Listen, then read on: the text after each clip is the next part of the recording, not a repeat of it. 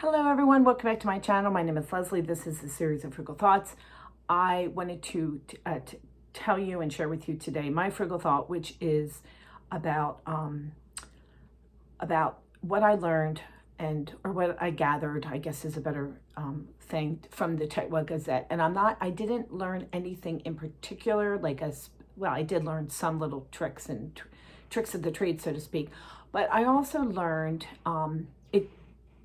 it verified and it gave credence to the fact that I was a frugal person. I had always been frugal. It wasn't, someone asked me what made me frugal. I think it was obviously because of my childhood. We can talk about that later, but the point is that I was always a frugal person by necessity. Even as a very young child, I can remember wanting to save a nickel, a dime. At the time, that's what the coupons that my aunt would cut out of the newspaper, my Aunt Lucille. So I was always frugal. But up until that time, I think that being frugal had a negative connotation in the world. And that legitimized for me the fact that I was, that book, the Tightwad Gazette, legitimized the stance I had taken, and I had been, for want of a better word, forced to adopt about being frugal and the decisions I made about money. I don't make, and I hope that by saying this, I'm sharing with you, my hair's weird, that I don't pass judgment on other people for the decisions they make. I try, about any of their aspects in their life, whether it be personal or financial or family.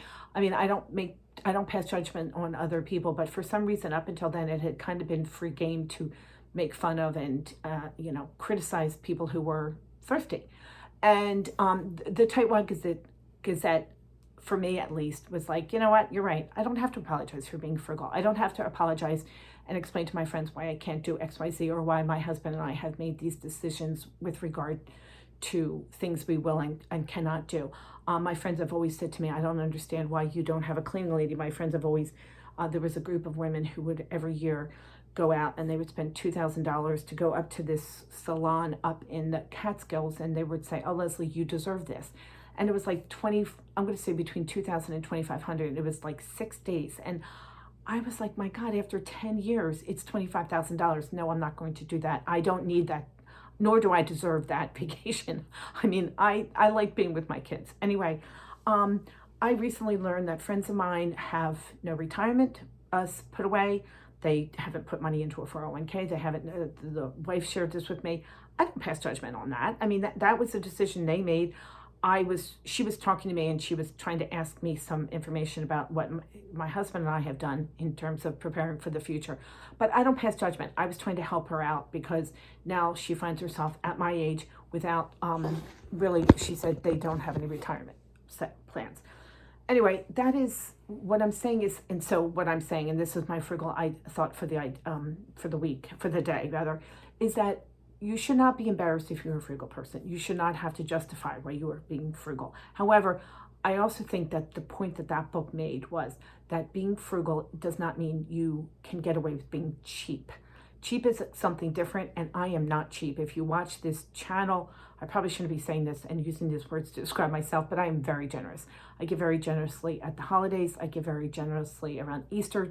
There's a church up in North Philadelphia that I gave 50 to 60 pre-made Easter baskets full of gifts and candy and things that I have gotten at reduced prices at Target and through, really good quality. And I wrap them up in wrapping paper and cellophane that I get the year before at Target, 90%.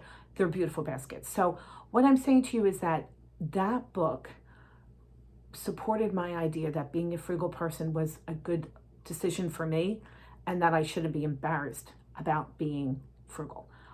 That does not mean you can be cheap. There was someone who made a comment in the comments about people who take showers. They're cheap and entitled.